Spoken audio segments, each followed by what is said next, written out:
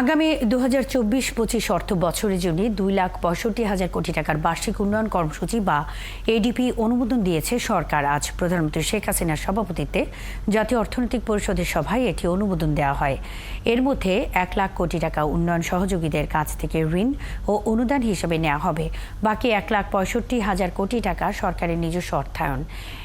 এবারের এডিপিতে শিক্ষা ও স্বাস্থ্য খাতে বরাদ্দ বৃদ্ধি করা হয়েছে। নতুন এডিপিতে পরিবহন ও যোগাযোগ খাতে মোট বরাদ্দ দেওয়া হচ্ছে 70,687 কোটি 76 লাখ টাকা, যা মোট এডিপির 28.88%। দ্বিতীয় সর্বোচ্চ বরাদ্দ বিদ্যুৎ ও জ্বালানি খাতে 40,751 কোটি টাকা, শিক্ষা খাতে 31,528 এবং স্বাস্থ্য খাতে বরাদ্দ দেওয়া হচ্ছে 20,682 কোটি টাকা। এই মুহূর্তে সংবাদ সম্মেলনটি চলছে, আমরা সরাসরি চলে যাচ্ছি সেখানে।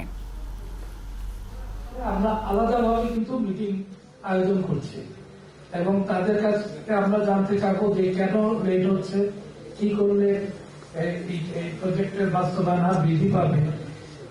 মানে সেগমেন্ট বাই সেগমেন্ট আমরা কিন্তু এগুলো নিয়ে কাজ করছি। এটার ফলটা অবশ্য আপনারা এখনই পাবেন না, এটা হয়তো কিছুদিনের মধ্যে আপনারা পাবেন।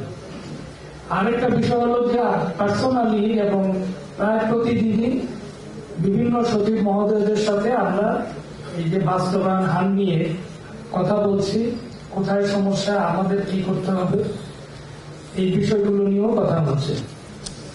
আরেকটা বিষয় হলো যে আমরা আজকে সবাই একটা সিদ্ধান্ত হয়েছে যে প্রতি 3 মাস পর পর আমাদের যে একনেক মিটিং এ আমরা একটা রিপোর্ট পেশ করব যে বাস্তবায়ন হার নিয়ে, যেটা বছরে একবার আমরা করতাম। কিন্তু এখন যার ফলে মন্ত্রণালয়ের উপর কিন্তু একটা চাপ সৃষ্টি হয়েছে, পাশাপাশি আইনডির উপর একটা চাপ সৃষ্টি হয়েছে যে মনিটরিংটা যাতে আরো জোরদার করা হয়। আরো অনেক বিষয় রয়েছে, আমরা ফিজিবিলিটি স্টাডি নিয়ে কথা বলেছি, আজকের মিটিং এ সিদ্ধান্ত হয়েছে, ইডি নিয়োগের বিষয়ে সিদ্ধান্ত হয়েছে। এই বিষয়গুলো মনে হয় সম্মিলিত ভাবে আমরা যখন সম্পাদন করতে পারবো, আমাদের বাস্তবায়ন হার এমনি বৃদ্ধি পাবে।